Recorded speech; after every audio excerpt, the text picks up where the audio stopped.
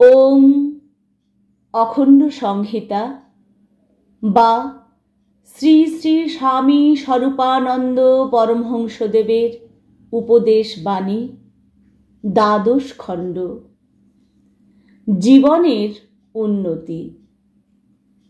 এক পত্রলেখকের পত্রোত্তরে শ্রী শ্রী বাবামুনি লিখিলেন, জীবনে তোমার উন্নতি হোক, কিন্তু জীবনে উন্নতি বলিতে আমি কি বুঝি তাহা কি জানো? চরিত্র অক্ষুণ্ণ রাখিয়া সহস্র প্রলোভনের মধ্য দিয়াও বীর বিক্রমে চলিয়া যাইবার সামর্থ্য লাভ করিবার নাম জীবনে উন্নতি। ব্যাংকে তোমার লক্ষ টাকা জমিয়াছে কিনা, তাহার সহিত প্রকৃত জীবনোন্নতির সম্পর্ক নাই।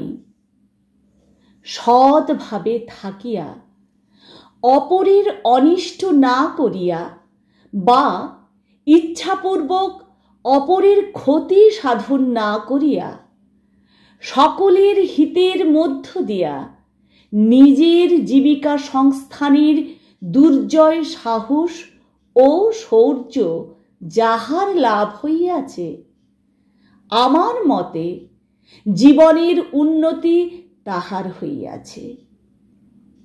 ভগবানের নামের সেবার মধ্য দিয়া নিত্য তাহাকে নূতন করিয়া আস্বাদন করার ও তাহারই অপার করুণার বিগলিত ধারার মধ্য দিয়া জীবনের কঠোর কঠিন সংগ্রাম অবিরাম পরিচালন করিয়া যাওয়ার যে ক্ষমতা, তাহাই জীবনের উন্নতি। সেই উন্নতি তোমার হোক। অবিরাম অবিশ্রাম আমি তোমার জন্য সেই আশীর্বাদই প্রেরণ করিতেছি। যেই যুগে প্রায় প্রত্যেকটা মানুষ বিনা কারণে ইঁদুরের মতো পরের ঘরের বেড়া কাটিয়া তাহার সর্বনাশ সাধন করিতেছে, যেই যুগে বিনা প্রয়োজনে পরের পুত্রকন্যাগুলিকে ছারপোকার মতো পিষিয়া পিষিয়া মারিয়া ফেলিয়া ব্যক্তিগত উন্নতির স্ট্রিম রোলার চালাইয়া যাওয়াই সভ্যতার লক্ষণ হইয়াছে, যেই যুগে আকমারা কলের মধ্যে সকল দরিদ্র ও দুর্বল দিগকে চিপিয়া মারিয়া তাহাদের সকলের শরীর ও মন হইতে নিষ্কাশিত শনির ধারা শুকাইয়া তাহা দিয়া ধনীর রম্য ভোজনায়োজনের শর্করা তৈরি হইতেছে, সেই যুগে আমি তোমার জীবনের উন্নতিকে তাহাদের সকলের পর্যায় হইতে আলাদা করিয়া দেখিতে চাহি।